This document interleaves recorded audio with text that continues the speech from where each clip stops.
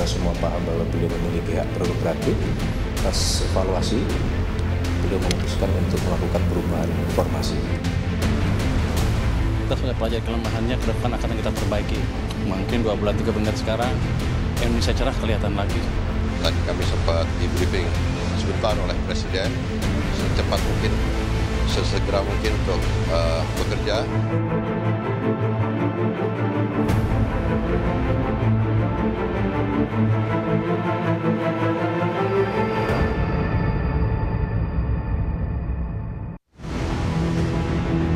Perombakan kabinet memang hak sepenuhnya Presiden Prabowo Subianto. Namun ketika Prabowo memutuskan merombak kabinetnya kemarin, tetap saja alasan pergantian menjadi pembahasan publik. Jika pada reshuffle pertama Februari 2025, Presiden hanya mengganti Mendikti Saintek Satrio Sumantri Brojonegoro, maka reshuffle kedua ini, Presiden merombak 5 kementerian di Kabinet Merah Putih. Menteri Keuangan yang tadinya dijabat Sri Mulyani diganti oleh Purbaya Yudi Sadewa. Purbaya sebelumnya Ketua Dewan Komisioner Lembaga Penjamin Simpanan atau LPS. Purbaya juga pernah menempati sejumlah posisi penting di pemerintahan. Dia pernah menjabat sebagai Deputi Bidang Koordinasi Kedaulatan Maritim dan Energi di Kementerian Koordinator Bidang Kemaritiman dan Investasi. Menteri Koperasi Budi Aris Setiadi digantikan oleh Ferry Yuliantono. Ferry Yuliantono sebelumnya menjabat sebagai Wakil Menteri Koperasi. Posisi Menteri Perlindungan Pekerja Migran Indonesia, Abdul Qadir Karding, diisi oleh Mukhtarudin. Mukhtarudin sebelumnya merupakan anggota DPR RI dari fraksi Partai Golkar. Menteri Pemuda dan Olahraga yang sebelumnya dijabat Dito Aryo Tejo juga digantikan. Sosok penggantinya masih belum diketahui. Posisi Menteri Koordinator Politik dan Keamanan yang sebelumnya dijabat Budi Gunawan pun digantikan. Namun, sosok penggantinya juga masih kosong. Presiden juga melantik kementerian baru yaitu Menteri Haji dan Umrah. Menteri Haji dan Umrah dijabat Muhammad Irfan Yusuf serta Daniel Anzar sebagai Wakil Menteri Haji dan Umrah. Yang menarik perhatian tentu saja pergantian Menteri Keuangan dari Sri Mulyani ke Purbaya Yudi Sadewa. Bagaimana tidak, Sri boleh dibilang sosok menteri paling senior yang sudah dipercaya sebagai menteri sejak era Presiden ke-6 Susilo Bambang Yudhoyono. Dia kembali menjadi menteri di era Jokowi dan berlanjut hingga ke Presiden Prabowo Subianto. Kelimpahan jiwamu kasih, dan nanti takkan kecewamu. Pegawai Kementerian Keuangan pun melepas dengan penuh haru Sri Mulyani. Dalam pidato perpisahan, Sri meminta para pegawai bekerja dengan penuh dedikasi dan integritas, serta membantu Menteri Keuangan baru, Purbaya Sadewa. Jalankan dan lanjutkan tugas dengan amanah, profesional, kompeten, dan jaga selalu integritas. Bantu pimpinan yang baru dan terus melaksanakan tugas dengan dedikasi. Saya pamit undur diri pagi hari ini dan mohon mulai saat ini untuk kami dihormati ruang privasi kami atau ruang pribadi saya sebagai warga negara biasa.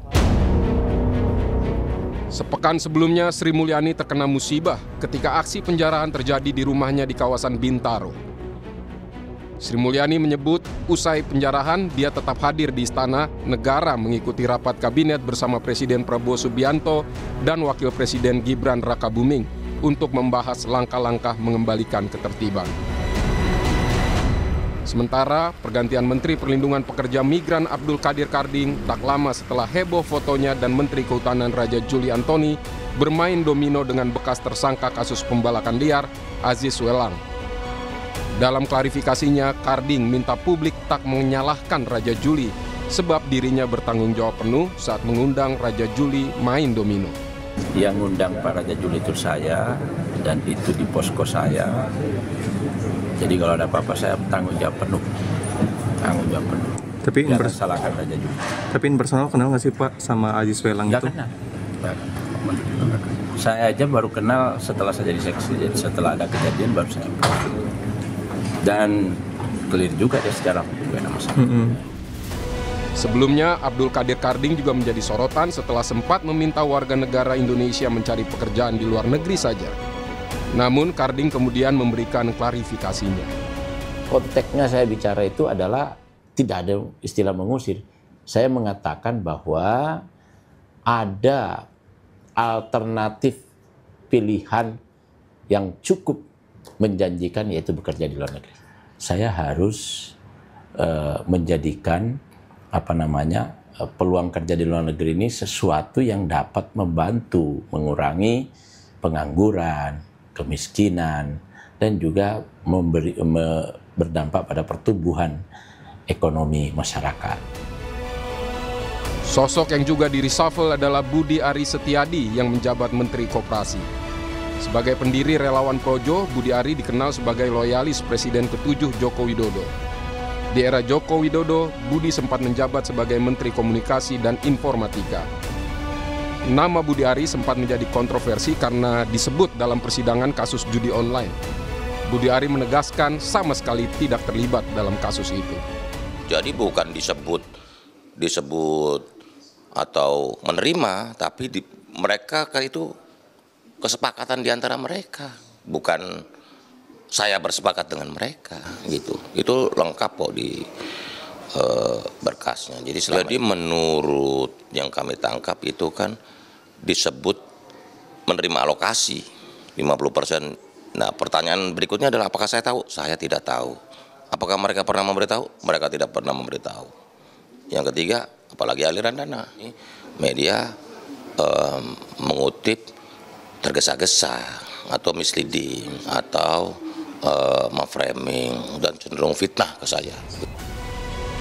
Pengamat politik Adi Prayitno menilai menteri-menteri yang diganti pada reshuffle jilid 2 memang tak mendapat penilaian positif dari publik.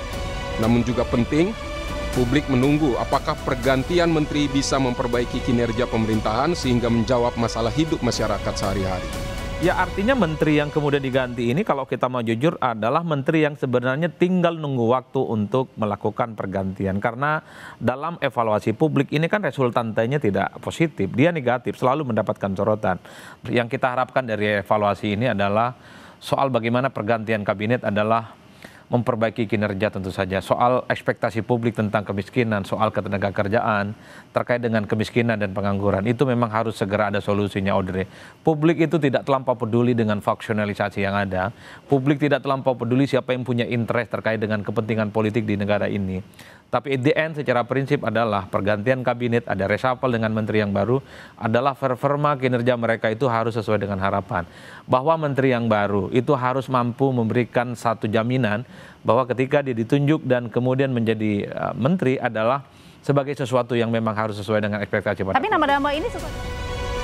Saat ini publik masih menunggu siapa pengganti Dito Aryo Tejo sebagai Menteri Olahraga dan juga pengganti definitif Menteri Koordinator Polkam Budi Gunawan. Penggantian kabinet diharapkan membuat pemerintah Presiden Prabowo bekerja lebih maksimal. Tim Liputan Kompas TV.